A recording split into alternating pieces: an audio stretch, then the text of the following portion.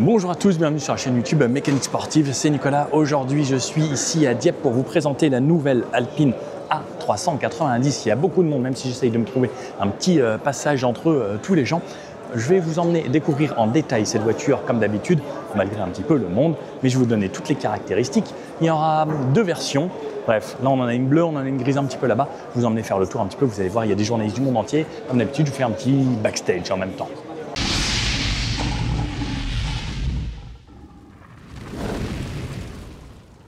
Bon, voilà, le petit tour backstage. Il y en a une version grise juste ici, gris matin. C'est le gris tonnerre qu'on retrouve déjà sur des Alpines A110S. On peut voir là qu'il contraste avec le noir et rouge. Je vous emmène en faire le tour. Voilà, il y a des gens vraiment qui parlent dans toutes les langues aujourd'hui. Regardez-moi cet arrière. Alors, j'avoue que le concept, j'étais là genre bof quoi, en vrai. Là, ce qui vient de sortir là, eh ben, c'est vraiment pas mal. Regardez ces lignes, c'est vraiment très travaillé. Vraiment ça, c'est repris un petit peu du groupe. À l'arrière pour que ça fende l'air. Long bandeau lumineux ici. On retrouve donc, ça, le Alpine qui est noté directement en rouge, la première fois. On peut voir ici qu'on en a une version GTS. On a une sorte de petit spoiler ici à l'arrière qui remonte. Donc ça, c'est pour jouer vraiment sur le côté aéro. Une vitre très inclinée, pas d'essuie-glace à l'arrière malheureusement. Alors moi ça j'avoue que ça me dérange toujours un petit peu, c'est coupé parce qu'on n'y voit rien du tout quand il pleut. Mais par contre c'est rempli de petits détails, regardez. Là, ce qu'on a ici c'est creusé un petit peu partout. Il faudra bien nettoyer ça. Le mat est très doux, très agréable. Le toit noir et ça regardez, vraiment si on prenait que cette partie-là, on pourrait se dire waouh, c'est une Alpine A110. Et en fait, ils sont partis sur le concept de l'Alpine A110 et ils ont même mis le drapeau bleu, blanc, rouge comme on a sur l'A110. Sauf que cette fois-ci, c'est une voiture 5 places. On pourra y mettre 5 personnes effectivement à l'intérieur. Regardez, est-ce que je vous montre les places arrière tout de suite? Allez, je fais juste un petit truc très rapide sur les places arrière. Voici à quoi ça ressemble. Donc avec un cuir biton blanc et bleu. Alors c'est très mal éclairé, je suis désolé. Les conditions ne sont pas idéales pour vous présenter une voiture ici, mais je fais ce que je peux. Là-haut, là c'est plutôt joli, une sorte de cuir tendu. Mais je ne sais pas si c'est du plastique ou s'ils ont vraiment mis du cuir. Je ne sais pas trop, mais en tout cas, ça fait plutôt quali. Là, l'Alcantara sur piqûre, un éclairage bleu ici. Également là, les petites surpiqûres, quelque chose de simple. Et ensuite sur le bas, là, par contre, des parties quand même vraiment très basiques. On peut voir en dessous là, le pack de batterie, c'est vraiment très élargi à cet endroit-là. Et regardez même l'aile où revient la roue. Donc ils ont vraiment mis des roues aux 4 coins et ils ont élargi au maximum. Pilote Sport 4S sur cette version GTS, Pilote Sport EV sur les autres versions. Donc vous savez quoi, tant que je suis là, regardez qu'est-ce que je retrouve encore. C'est Kwame, on l'aime bien lui. Kwame, fais coucou à la télé. Voilà. Lui, Kwame, il va nous faire une belle vidéo. Bienvenue au salon automobile de Dieppe. Surprenant comme proposition, mais on essaye, on est là, on se bat. Voiture intéressante dans cette table, le bleu. Ouais, tu préfères le gris? Je sais pas trop, le bleu, excusez-moi. Donc je disais, bienvenue au salon automobile de Dieppe. Petit salon surprise réservé à Alpine. Nous sommes ici sur la version qui, je pense, a la meilleure teinte, car le bleu derrière nous, on se pose des questions, nous verrons évidemment. N'hésitez pas à vous abonner à la chaîne de Nicolas, c'est aussi important. Et aussi de dire ce que vous pensez du véhicule. Est-ce que 470 chevaux, c'est assez? Dites-le nous. Des bisous les copains. Merci Kwame. N'hésitez pas à aller faire un tour sur sa chaîne également. C'est très important. Il nous fera un super essai. Alors, bon, par contre, maintenant je vais enlever le micro. Hop, je me rééquipe. Et donc l'intérieur, merci pour la petite intervention. Toujours plaisir de faire ça avec des copains. Donc là, à l'avant, on a la même finition qu'à l'arrière. Donc je pense que oui, ça doit être du cuir. La partie Alcantara ici et également la LED. Comme on retrouve, je pense que ça vient un peu des Renault Espace, Rafale, tout ça. Ensuite, cette partie cuir ici, très jolie. Là et sur le bas, on retrouve encore des plastiques assez basiques. On a de la sono déviée à LED, 13 haut-parleurs, du haut de gamme vraiment à l'intérieur. Et petit seuil de porte Alpine, tapis Alpine, puisque oui, cette fois-ci, c'est pas une simple Renault Esprit Alpine, c'est une vraie Alpine. Regardez les sièges. Alors, j'avoue que les sièges sont quand même très jolis. Le Alpine là, ça, c'est des sièges baquets Sabel, puisque c'est des versions sportives. Et franchement, je vous avoue que c'est plutôt joli avec le A390 rappelé là. On va tester directement ce qui se passe à l'intérieur. Au niveau du confort, ne bougez pas. Je m'isole un petit peu et ouais, on a l'air d'avoir quand même tout de même un bon maintien latéral. Et à l'intérieur, qu'est-ce qui se passe? Alors ça, on reconnaît. Si vous connaissez Renault, vous connaissez ça. C'est ce qu'on retrouve dans un Scénic, dans une Mégane, etc. On reprend vraiment la même chose ici. Par contre, le volant, c'est ce qu'on retrouve dans une A290, la nouvelle version électrique de la R5 également. Donc, c'est partagé, bien sûr, avec les groupes, tout comme le châssis, c'est la plateforme Ampère Medium. Donc, en gros, ce qu'on a sur Scénic, etc., quoi. On retrouve même également la nouvelle caméra qui vient d'arriver, par exemple, sur le Austral restylé et qui est arrivé sur le nouvel Espace. Donc, ça, c'est une des nouvelles normes. Donc, une caméra ici qui va vous filmer pour les aides à la conduite, etc. Et également, normalement, ils ne l'ont pas annoncé, mais je pense que si c'est comme chez Renault, ça va reconnaître votre visage et enregistrer vos paramètres, vos préférences dans la voiture.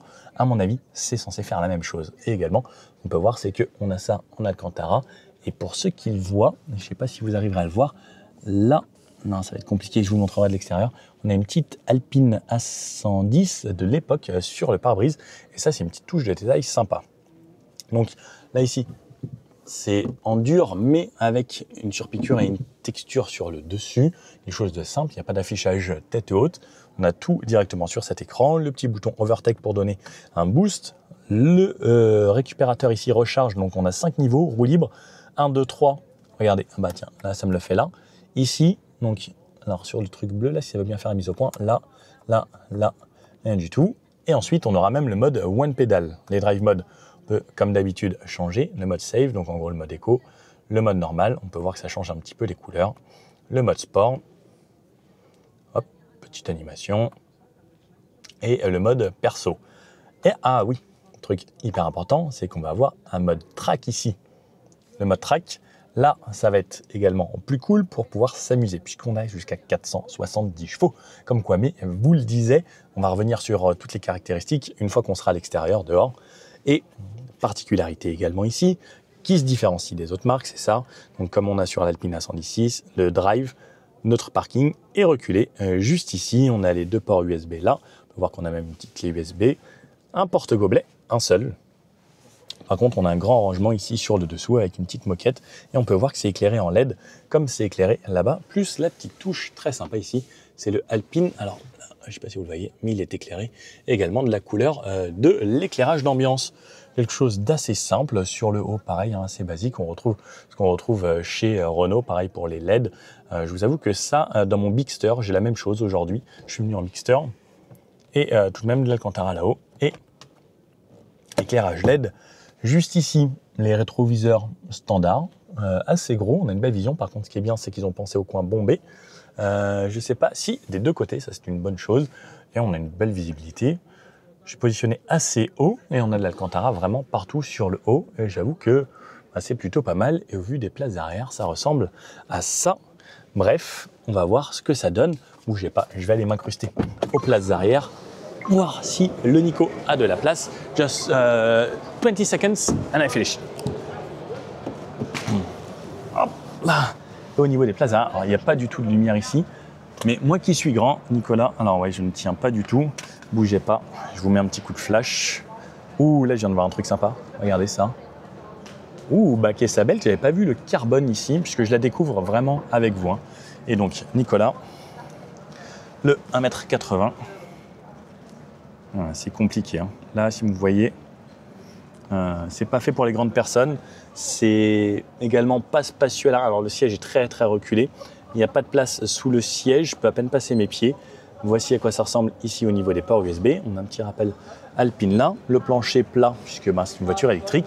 Elle fait 2,70 m d'empattement et c'est 8 cm de moins qu'un Scénic parce qu'il la voulait plus dynamique. Donc normalement, c'est censé mieux tourner.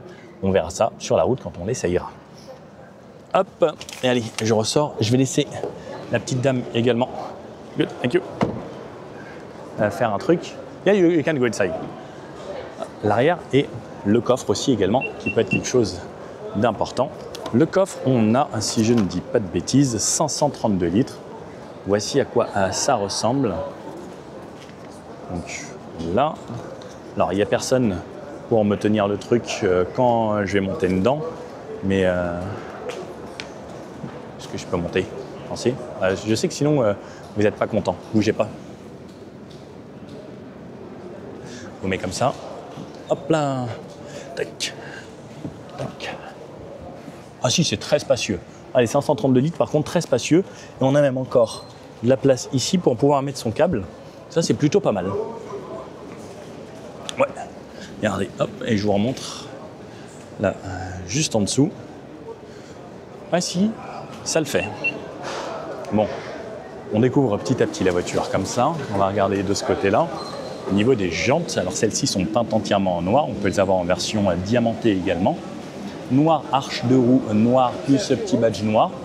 En vrai, ça lui met vraiment un petit look badass. Il y a encore vraiment pas mal de monde. Regardez à quoi ça ressemble. Donc cette version grise ici. Qu'est-ce que vous en pensez de cet avant? C'est assez agressif. Pour rien vous cacher, le concept, je n'avais pas forcément aimé. Et en vrai, rien à voir avec ce que j'ai vu en photo. J'aime bien. Et cet avant est plutôt agressif. Regardez là ce look. On peut voir que là ici, c'est une sorte d'aileron posé sur le capot. En fait, il y a de l'air qui s'engouffre à l'intérieur pour pouvoir ressortir sur le capot moteur. Enfin, le capot moteur, le capot quoi. Puisque maintenant, les moteurs, c'est un peu différent. Là, les petits points un petit peu partout. La signature, le long bandeau lumineux qui traverse et ce nez très pointu juste là. Les capteurs sur le bas. Et les petites formes triangulaires ici. Et par exemple, on peut voir qu'on a des formes un peu triangles partout. Là, les feux. Vraiment partout. Et bougez pas, je vous emmène découvrir la bleue aussi. Parce que c'est une couleur un petit peu différente. Et vraiment, ça donne un autre style. Regardez. Et cette fois-ci, donc celle-ci a les jambes diamantées. Alors, je ne sais pas qui est ce monsieur, mais depuis tout à l'heure, il court partout avec sa petite caméra. Qu'est-ce que vous en pensez? Regardez, là, si je m'approche un petit peu sur les détails. Regardez ça. Là, et le Alpine avec le noir sur le bleu. Plus ça, les petits détails. C'est assez joli, c'est très travaillé. La lame, là, et ce capot. Donc, comme je vous disais, ici, on va venir laisser l'air passer à travers pour pouvoir jouer sur le côté aérodynamique de cette voiture. Le toit, donc là, on le voit bien sur ce biton. Cette façon Alpine A110 et cette retombée, c'est surtout cette retombée ici qui fait clairement la différence. Sur le côté, on a du mal à voir un petit peu les lignes qu'il y a sur le côté. On voit bien ça par contre. Là, regardez, ça là avec du triangle également, plus les jantes flocons. Les backstage avec le cadreur Jordan. Ce mec est une superstar, il fait des super photos aussi. Et il y en a une autre version. Alors celle-là, les gens vont moins la voir. Et regardez, avec ce bleu marine très foncé. Alors la couleur, je pense qu'en extérieur sera très jolie. Là, ça fait assez sombre. Et des jantes un petit peu différentes également. Regardez à quoi ça ressemble.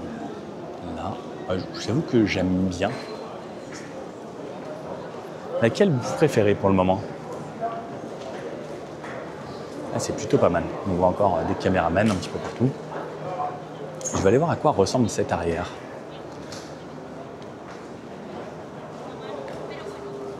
Ouais. Elle fait beaucoup plus classe, je trouve, dans cette teinte assez foncée. Après, vous la prendriez de quelle couleur? Bonne question. Bon, bougez pas, je vais vous donner les caractéristiques techniques parce que je me suis fait ma petite fiche comme d'habitude. Bon, allez, pour vous donner les caractéristiques complètes de cette voiture, elle mesure 4,61 m de long, 1,89 m de large, ce qui est plutôt large, quasiment 1,90 m. Par contre, c'est assez bas, c'est seulement 1,53 m de haut. Au niveau du poids, pour une Alpine, ça peut faire crier. Ça fait 2121 kg. Ouais. Bon, par contre, on a un gros pack de batterie. On a une batterie de 89 kWh, ce qui est normalement censé pouvoir nous donner un minimum d'autonomie. Ils annoncent entre 520 et 555 km. Hâte de tester ça. Et par contre, niveau puissance, eh bien là, ça change. C'est la plus puissante de toutes les Alpines jamais produites vraiment en série. On va passer à 470 chevaux sur les versions GTS comme celle présentée aujourd'hui, 400 chevaux pour les versions GT, 808 Nm de couple et c'est réparti à chaque fois en 4 roues motrices. Un moteur à l'avant, 2 moteurs à l'arrière et 2 moteurs séparés à l'arrière, un qui va gérer chaque roue pour pouvoir nous donner justement cette capacité à pouvoir tourner un peu mieux et il y a du torque vectoring, ce qui veut dire que la roue arrière extérieure tournera un petit peu plus vite pour pouvoir enrouler encore un petit peu plus avec cette voiture dans les virages. Ça reste une Alpine, donc le but c'est de faire en sorte que ça se débrouille plutôt pas mal. Un 0 à 100 en 4 secondes 8 pour la version GT et 3 secondes 9 pour la version GTS de 470 chevaux. 3 secondes 6, une Alpine A110R, donc il n'y a pas vraiment de grosse différence entre une A110R et ça, niveau accélération. C'est vrai que le côté accélération sur l'électrique, c'est plutôt facile. On met des watts, on appuie, ça avance, bon, ça fait la différence. Au niveau des jantes, on aura du 20 pouces ou du 21 pouces seulement et 2 versions GT et GTS pour le moment, c'est ce qu'on sait. Au niveau du tarif, entre 65 000 et 76 000 euros, c'est les seules indications qu'on a eues pour le moment. Et ensuite, voilà en gros à quoi ressemble cette auto. 13 haut-parleurs déviés à l'intérieur, c'est donc plus court qu'un Scénic. Je vous ai dit 2,70 m, mais c'est 2,71 m exactement. Au niveau de la charge, une batterie de 89 kWh jusqu'à plus de 500 km d'autonomie en WLTP, un 15 à 80% en environ 25 minutes pour cette voiture et on peut monter jusqu'à 190 kW, pas de ce côté-là, de l'autre côté pour pouvoir recharger cette voiture. On a un chargeur 11 et un 22 en option. Le 22 en option, je trouve ça un petit peu dommage, on aurait pu le mettre de série. Qu'est-ce que je peux vous dire de trucs? Je vais montrer la régénération. La garde au sol, 15,2 cm. Ça passe à peu près partout. C'est quand même une sorte de crossover. Ils appellent ça un sport fastback. Donc fastback, c'est pour ce côté ici comme ça. Quoi, mais le génie qui a voulu l'aider, la dame ne savait pas ouvrir la porte. Pas très facile. Pas le truc le plus précis, mais normalement, quand on s'approche avec la carte, les poignées s'ouvrent. Par contre, la poignée arrière, comme vous l'avez vu, c'est ici un petit peu comme une Clio. On a le coaching qui va vous apprendre à mieux rouler sur circuit si vous souhaitez. On a également le Alpine télémétrique sur smartphone qui va pouvoir filmer et vous donner toutes vos données de télémétrie. On a un poids réparti à 49% sur l'avant, 51% sur l'arrière. Et je pense que je vous ai à peu près tout dit. Ça suffira en fait parce que là, je vous avoue que c'est assez compliqué de vous montrer le tout plus en détail. On fera un essai. N'hésitez pas à me dire dans les commentaires ce que vous pensez de cette voiture et on en reparle à ce moment-là. Si vous avez des questions, c'est pareil dans les commentaires. Et puis voilà, la bise à Zizou et à Pierre Gasly. Allez, ciao!